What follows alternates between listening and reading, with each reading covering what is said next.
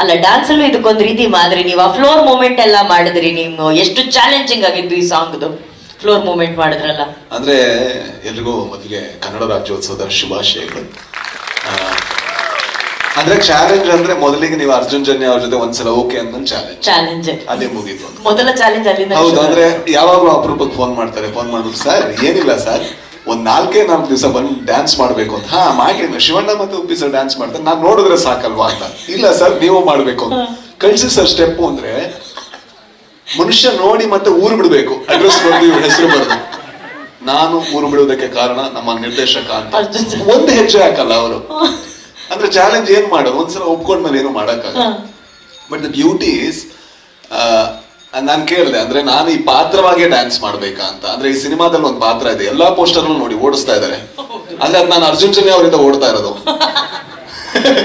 So ಇದ್ರಲ್ಲೂ ಅಷ್ಟೇ, ಒಂದೂವರೆ ದಿವಸ ಓಡಿಸಿದ್ರು. ಫಸ್ಟಿಗೆ ಓಡಿಸಿ ಆಮೇಲೆ ಕುಣಿಸಿದ್ರು. ದೇವ್ರ ದಯದಲ್ಲಿ ಲಾಸ್ಟ್ಗೆ ನನಗೇನ್ ಕಂಫರ್ಟೇಬಲ್ ಆಗುತ್ತೆ ಅದೇ ಸ್ಟೆಪ್ ಹಾಕೋಕ್ ಬಿಟ್ರು.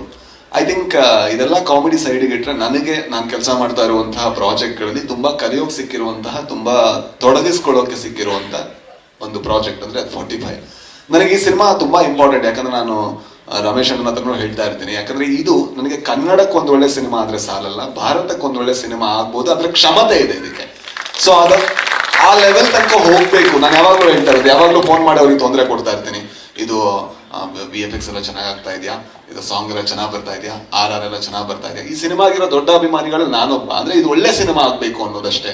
ಇದ್ರಲ್ಲಿ ನಾನು ಈಗ ಸಾಂಗ್ ಅಲ್ಲೇ ಶಿವಣ್ಣ ಬರ್ಬೇಕಾದ್ರೆ ವಿಸಿಲ್ ಹೊಡಿತಾ ಇದ್ದೆ. ನನಗೆ ಇದ್ರಲ್ಲಿ ಶಿವಣ್ಣ ಬರ್ಬೇಕಾದ್ರೆ ವಿಸಿಲ್ ಹೊಡಿಬೇಕು, ಉಪ್ಪಿ ಸರ್ ಬರ್ಬೇಕಾದ್ರೆ ವಿಸಿಲ್ ಹೊಡಿಬೇಕು. ಸೊ ಇದು ನನಗಿರುವಂತಹ ಒಂದು ದೊಡ್ಡ ಕುತೂಹಲ. ಮೂಮೆಂಟ್ಸ್ ಕೂಡ ಇದೆ. ಮೊಮೆಂಟ್ಸ್ ಇದೆ ಅಲ್ಲ, ವಿಸಿಲ್ ಹೊಡಿದೇ ಇರೋದಕ್ಕೆ ಬಹಳ ಕಮ್ಮಿ ಟೈಮ್ ಇದೆ.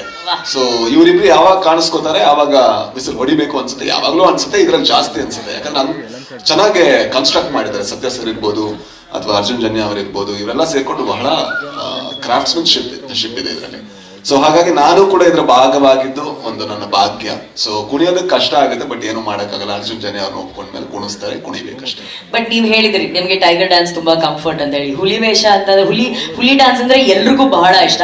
ಆ ಗೆಟೋ ಕಿಡ್ಸ್ಗೆ ಅದು ಹೊಸದಾಗಿರ್ಬೋದು. ಅವರು ಕ್ಯೂರಿಯಸ್ ಆಗಿ ಏನಾದ್ರು ಕೇಳಿದ್ರ ವಾಟ್ ಇಸ್ ದಿಸ್ ಅಂದ್ರೆ ಅವರು ಫಸ್ಟ್ ಗೆ ಮಾಡ್ಬೇಕಾದ್ರೆ ಆ ಸ್ಟೆಪ್ ಮಾಡ್ಬೇಕಾದ್ರೆ ಏನು ಅಂತ ಕೇಳಿದ್ರು. ಅದಕ್ಕೆ ಮಾಡಿದ್ರೆ ಇದು ನಮ್ಮ ಜಾನಪದ ಇದು ಅಂದ್ರೆ ಎಕ್ಸಾಕ್ಟ್ಲಿ ಈ ತರ ನಮ್ಮಲ್ಲಿದೆ ಅಂದ್ರು. ಎಕ್ಸಾಕ್ಟ್ಲಿ ಈ ತರ ನಮ್ಮಲ್ಲಿದೆ ತೋರಿಸಿ ಅಂತ. ಆಮೇಲೆ ತೋರ್ಸದ್ಮೇಲೆ ಅವರು ಮಾಡಕ್ ಶುರು ಮಾಡಿದ್ರು. ಅವ್ರು ಹೇಳಿದ್ರು ನಮ್ದ್ರಲ್ಲೂ ಇದಿದೆ ಅನ್ಸಿದೆ. ಅಂದ್ರೆ ಮನುಷ್ಯ ಜಾನಪದದಲ್ಲಿ ಎಲ್ರು ಕೂಡ ನಾವು ಮೂಲದಲ್ಲಿ ಒಂದೇ. ಒಂದ್ ಸಣ್ಣ ಸಣ್ಣ ಹೆಜ್ಜೆಗಳು, ಸಣ್ಣ ಸಣ್ಣ ಕಾಲೆತ್ತೋ ರೀತಿ ಬದಲಾಗ್ಬೋದು, ಆದ್ರೆ ಅದ್ರಲ್ಲಿರೋ ಒಂದೇ ಭಾವ ಏನಂದ್ರೆ ನಮ್ಮಲ್ಲಿರುವಂತಹ ಎಲ್ಲಾ ಖುಷಿಯನ್ನ ಹೊರಗೆ ಹಾಕೋದು. ಅದು ಜಾನಪದದ ದೊಡ್ಡ ಕ್ಷಮತೆ.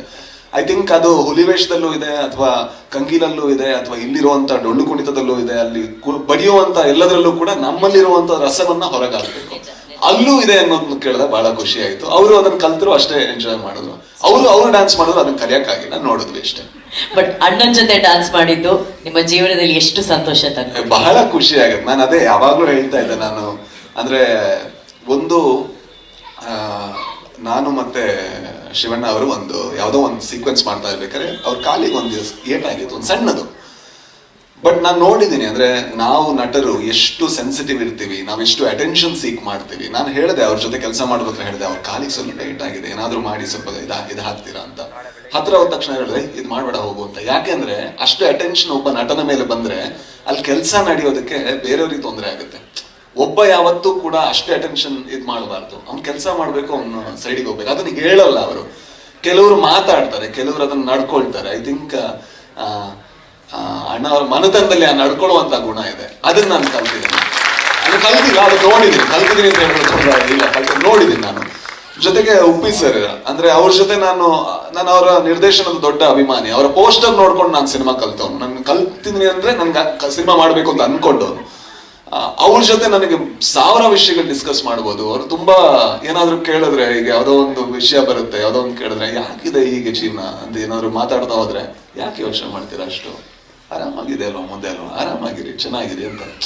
ಅಂದ್ರೆ ಅವರ ಅನುಭವದಿಂದ ಒಂದು ಆಧ್ಯಾತ್ಮಿಕ ಇದೆ. ಅದು ಕೂಡ ಬಹಳ ಖುಷಿ ಆಗುತ್ತೆ. ನನ್ನ ಭಾಗ್ಯ. ಕೆಲವು ಸಲ ನಾನು ಯಾವಾಗ್ಲೂ ಹೇಳ್ತೀನಿ, ಅಂದ್ರೆ ನಾವು ನಮಗ್ ದುಡ್ಡು ಕೊಟ್ಟು ಒಂದು ಒಳ್ಳೆಯ ಜೀವನದ ಕೋರ್ಸ್ ಅನ್ನ ಯಾವ್ದಾದ್ರು ಫೀಲ್ಡ್ ಅದು ಕಲ್ಸುತ್ತೆ ಅಂದ್ರೆ ಅದು ಸಿನಿಮಾ ಮಾತ್ರ ಅಂತ.